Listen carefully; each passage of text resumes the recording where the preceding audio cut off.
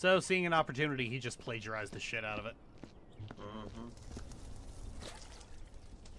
Oftentimes in his responses, he very carefully avoids really making a concrete statement on his own, and just repeats shit from other people, because he doesn't really have thoughts of his own. So.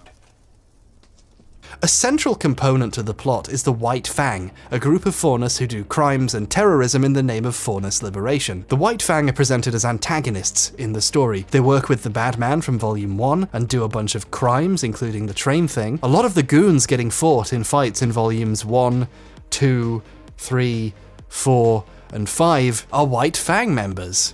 In RWBY, the main villains are essentially anti-racism protesters who have a very good reason to be anti-racism protesters. When the main characters aren't fighting Grimm, they're beating the shit out of in-universe minorities. But it's okay, you know they're bad, because they all talk in the evil voice.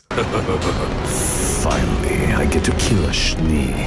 Oh, I think he might be a bad guy. They're such a thinly veiled allegory for real-life civil rights activists, and the point where they become villainous is so nakedly shallow and so pathetically self-protective on the part of the writers that it's almost a joke. Or at least it would be if the reason for writing them this way wasn't painfully obvious. The two writers are extremely sheltered white guys who think systemic racism is over, individual racists are the only real problem. But Miles and Kerry realized at some point that if you introduce a group like this, then the main society of your story is a systemically racist one, and a huge portion of your main characters would be tacitly implicated in this by living in that society and not doing anything about the way those people are treated. Basically, they'd be writing a pretty grim story where almost everyone is, on some level, racist or at least okay with an unequal system, because a lot of shit would need to change if there's a group like the White Fang running around, and anyone sitting around enjoying the status quo instead of doing anything wouldn't be a heroic or positive character in this setting. In other words, you'd have a bit too much social commentary,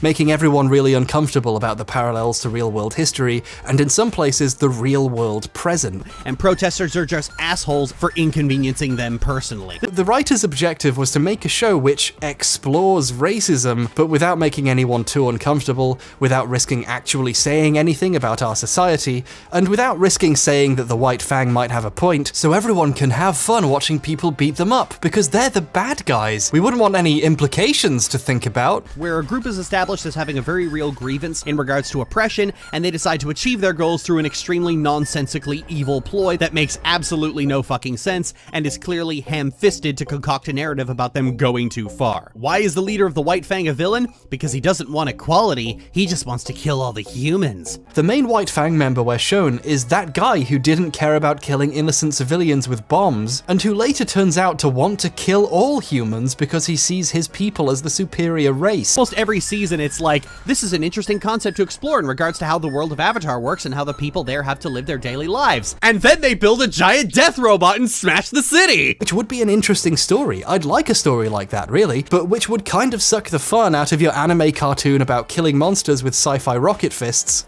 All of them go, the status quo is bad, therefore commence genocide. So to add an extra level of moral simplification, they have the White Fang be recently under new leadership that are way more violent and pro-terrorism than normal. Entire show you're watching Korra become a stooge for the status quo every single time. The problem isn't that the system is bad, it's that the wrong people are in charge. Individual racists are the problem. Since we aren't living in a racist nightmare world, we can feel less bad about the status quo of the setting, and more okay with the idea that the White Fang are bad. But even then, they still have a roughly sympathetic goal. If a shadowy group were blowing up the businesses of people who refuse to serve faunus, or attacking people with unethical faunus labor practices, which I assume is what a controversial labor force is, half the people watching might not realize these are supposed to be the bad guys. You can't have a story where the liberation movement has a point, because then you're writing a story that's slightly more complex than, help, we need to stop the bad guys. And that's not fun. Would it really not work unless someone got in the giant death robot? Or would writing that story make you the tiniest bit more woke and you couldn't have that. So okay,